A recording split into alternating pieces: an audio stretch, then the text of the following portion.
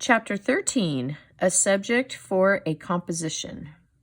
Ralph was a hero in the mouse hole that night. His admiring relatives gathered around, begging to hear the story of his adventures. Ralph could not help bragging a little as he told the story of his travels, beginning with the search of the second-floor rooms, skipping the part about the teacher trapping him under a drinking glass, and ending with Keith's taking the aspirin and finally falling asleep. "But are you sure it really was an aspirin tablet?" Ralph's mother could always find something to worry about. "Are you sure it wasn't some other kind of pill?" "Keith put it on the bedside table and refused to take it until his mother saw it," explained Ralph. At first, his mother and father got pretty excited and thought he was out of his mind from the fever when he started telling them there was an aspirin on the table. Then, when they saw the pill and could tell from the letters on it that it really was an aspirin, they decided the night clerk must have found it and brought it up. They thought the windows rattled so much they did not hear his knock. "Oh, Ralph, I'm so proud of you," said his mother with a sigh of relief, while his brothers and sisters and cousins stared at him with shining eyes. "Good work, Ralph. I didn't think you could do it," said Uncle Lester heartily. "I feel much better about room service now that we have left an aspirin for a tip," said Ralph's mother. "I feel that at last we have done the right thing." "Our Ralph is growing up," said Aunt Sissy. "Yes, Ralph is growing up," agreed his mother with a sad note in her voice. "It's hard to believe. It seems only yesterday that he was a tiny pink mouse without any hair." Naturally, this embarrassed Ralph, but now that his mother had finally admitted he was growing up, he decided to make the most of this moment. "Now can I go down to the first floor by myself?" he asked eagerly. "We'll see," said his mother, looking worried once more. "Nonsense," said Uncle Lester. "Of course he may go. Ralph has shown that he can be a very responsible mouse." "I guess you're right," agreed Ralph's mother nervously. "Oh, boy!" exclaimed Ralph. "Tell us again how you climbed down the vine and the owl nearly got you," begged a cousin. "No, tell us again how the ambulance got stuck in the crack," said another. "No, tell a part about how you got the dog to bark," pleaded a third. The only flaw in the evening for Ralph was the fact that he had not found the motorcycle on his travels through the hotel. Keith slept soundly, and the next morning, although he still had a temperature, Ralph was pleased to see he was feeling much better. "Do you hurt any place?" Mrs. Gridley asked anxiously, after she had given her son an aspirin brought by the milkman. "Is your throat sore? Does your stomach ache?" Keith shook his head. "I just feel sort of tired." "He's going to be all right. He must have picked up a bug someplace," said Mrs. Gridley to her husband. "A day in bed with plenty of fluids, and he'll be on his feet again." Mr. Gridley nodded. "Do you feel like eating any breakfast?" he asked Keith. "We can order something for you from room service." Keith brightened. "Can I really have something sent up from room service?" he asked, and when his father assured him he could, he slumped back into the pillow. "But I'm not hungry." "Some orange juice would be good for you," suggested his mother. "All right," agreed Keith, and then added as if he suddenly had an inspiration, "And bacon and toast and jelly?" "Your appetite seems to have come back in a hurry," remarked Mr. Gridley, as he picked up the telephone and asked to be connected with room service to order. He thought breakfast for his son. As soon as the adults had gone, Ralph popped out into the room. "Hi," said Keith. "Thanks a lot for the aspirin. It really helped." "That's all right," answered Ralph modestly. "Where did you find it?" Keith was curious to know. "Under a dresser down on the first floor." "The first floor?" Keith could not believe it. "How did you manage to get it up here?"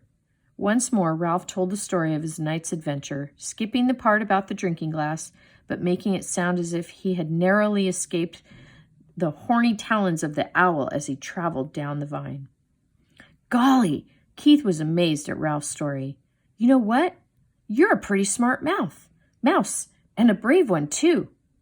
"It was nothing," said Ralph in an offhand manner. "Nothing. It was plenty. You risked your life."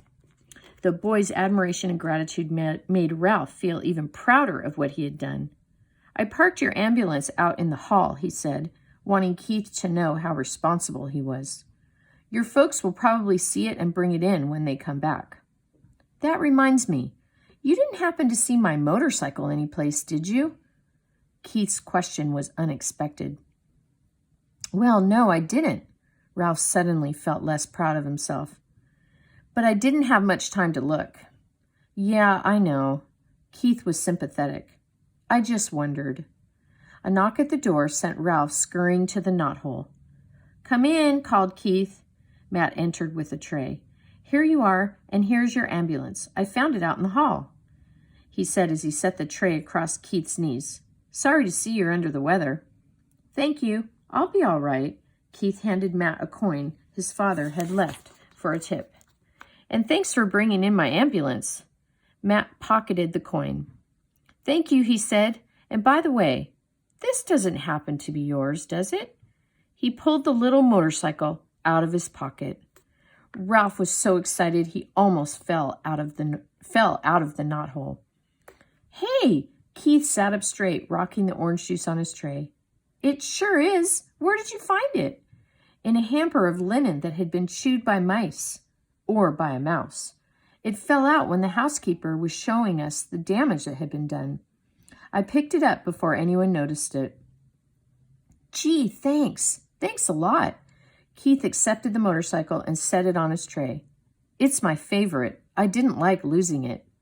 "I wonder how it got into that hamper of linen," mused Matt. Keith grinned, but said nothing. Old Matt rubbed his chin and stared at the ceiling. "I don't suppose a certain irresponsible mouse happened to ride it into a pile of sheets and pillowcases and get tangled up and dumped into the hamper." Keith tried not to laugh. "I don't know any irresponsible mice," he said. "Only one responsible mouse.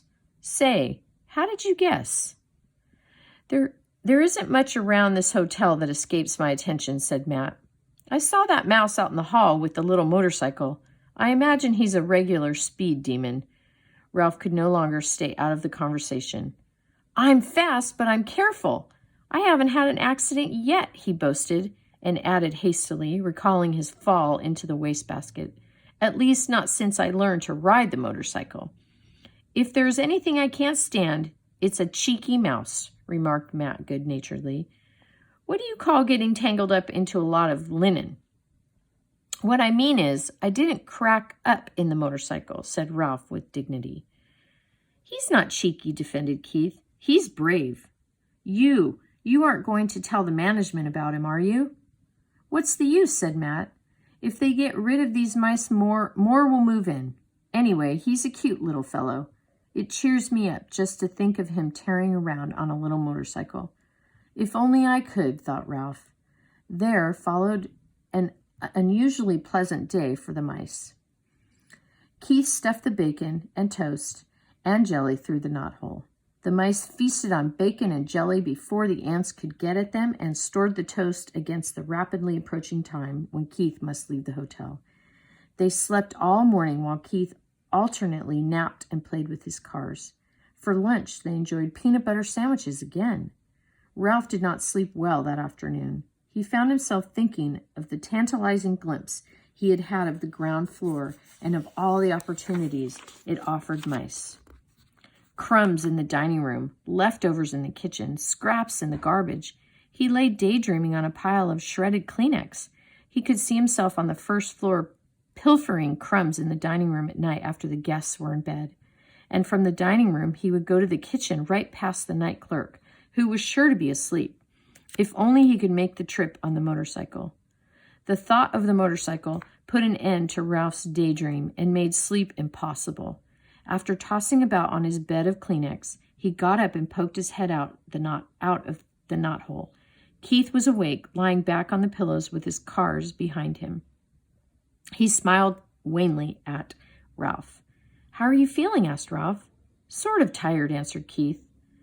Ralph climbed through the hole. "Where are your folks?"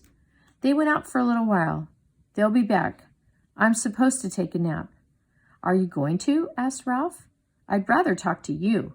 Keith leaned over to set the motorcycle on the floor. Want to ride it? He asked. Do I want to ride it? Ralph could scarcely believe he had heard correctly. You mean you'll let me, after the way I lost it for you?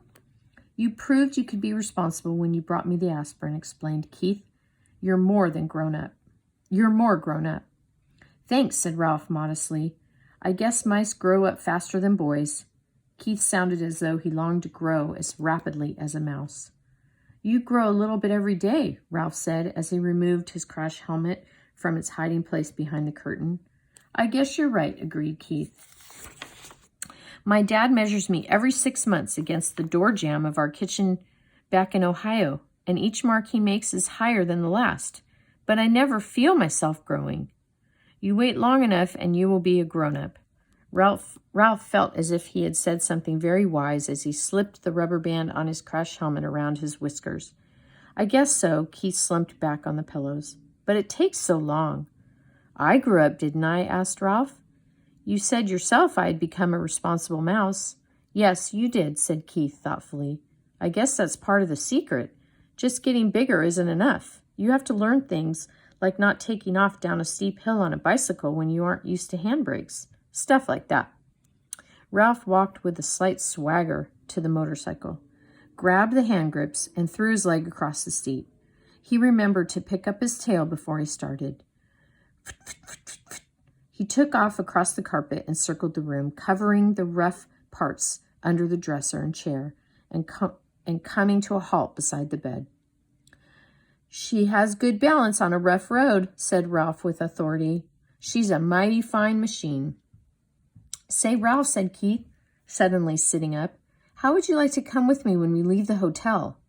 Come with you? Ralph was stunned.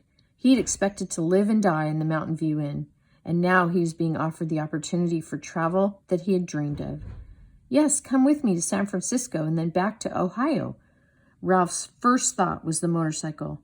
If he went with Keith, he would not have to be separated from the motorcycle. Keith must have sensed Ralph's thoughts because he said, you could ride the motorcycle every day. Ralph was silent. He had begun to think of other things. His family, the permission he had earned to visit the ground floor, Keith's family and how they might feel about a mouse. Come on, Ralph, said Keith. You could travel in my pocket. Your mother doesn't care for mice, Ralph pointed out. Not running around loose, agreed Keith, but she let me keep a couple of white mice once. I still have their cage at home. You would be very comfortable in it. Comfortable in a cage? Ralph was horrified. No, thank you. Oh, come on. Would you like to be shut up in a cage? Demanded Ralph. Well, no, but neither would I, said Ralph, especially now that I could finally go to the ground floor. In his disappointment, Keith slumped back on the pillows once more. I guess I knew you really wouldn't want to come, he said. I understand. I sure will hate to see this motorcycle leave, said Ralph, and added hastily, and you too, of course. The boy and the mouse were silent. Both were thinking of their wishes and their regrets that their wishes would not come true. Keith rolled over his side and propped his head up on his fist. Would you like to keep the motorcycle? He asked. Keep it? Me? Sure, said Keith. I can save up my allowance and buy another one when we get back to Ohio. You really mean it? Ralph could scarcely contain his excitement. Keep it for my very own? Of course. How come? Ralph wanted to know. I just like to think of you riding it, said Keith. You know, if you grew up enough to be trusted with a mouse-sized motorcycle, maybe someday I could earn a big one. The excitement drained out of Ralph. I can't. I don't have a place to keep it. It's too big to go through the knothole, and I couldn't hide it behind the curtain forever because I've heard that after Labor Day, when there aren't so many tourists, they take the curtains down to be cleaned. That is a problem, agreed Keith. There must be some place in a big hotel like this where you could keep a motorcycle. Ralph sat on the motorcycle thinking as hard as he could. In the closet? He couldn't get it out when the door was closed. Under the bed? Eventually it would be found. How about downstairs, suggested Keith. I could carry it down for you before we leave. There must be a good place down there someplace. There's that big old clock my ancestor ran up, said Ralph thoughtfully.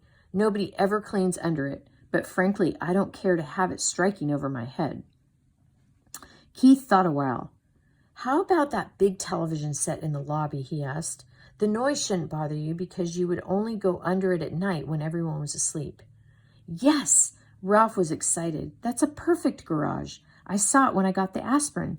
The legs are just high enough for the motorcycle, but not quite high enough for a vacuum cleaner attachment. Then it's settled, said Keith. And then added rather sternly, Ralph thought, but first you must ask your mother. Ralph dismounted and ran to the knothole. He was gone several minutes before he returned to announce in triumph, She says I can keep the motorcycle if I promise to drive carefully and wear my crash helmet every single time I ride it. Swell! Keith was just as excited as Ralph. When we check out, I'll hide it for you while my folks are busy paying the bill. I can't thank you enough. Ralph fastened his crash helmet once more. I never thought I would have a motorcycle of my very own. Keith lay back on the pillow and smiled at the mouse mounting the motorcycle. It will be fun thinking of you riding around that big old lobby when I'm back in Ohio this winter going to school. And when the teachers ask us to write a composition about our summer vacation, I can write about meeting a brave mouse named Ralph who rode a little motorcycle. I'll tell about your bringing the aspirin, except I'll have to call it a pill because I can't spell aspirin. Of course, the teacher won't believe it, but she'll probably say I show imagination. Ralph felt proud to think he was going to be written about in a composition in far-off Ohio. He grabbed that tail, gunned the motor, and took off, heading for the threadbare part of the carpet that made such a good speedway. Round and round he sped, faster and faster, until his whiskers blew back and he was filled with the joy of speed. He longed to wave at Keith, but he realized a good driver must keep both paws on the hand grips. He glanced up and noticed that Keith's eyes were closed. The boy had fallen asleep with a smile on his face. Ralph dragged his heels to brake the motorcycle. Quietly, he parked it beside the bed, and quietly he removed his crash helmet and hid it under the curtain. He did not want to disturb the sleeping boy. Ralph could wait to ride the motorcycle. It was his to keep.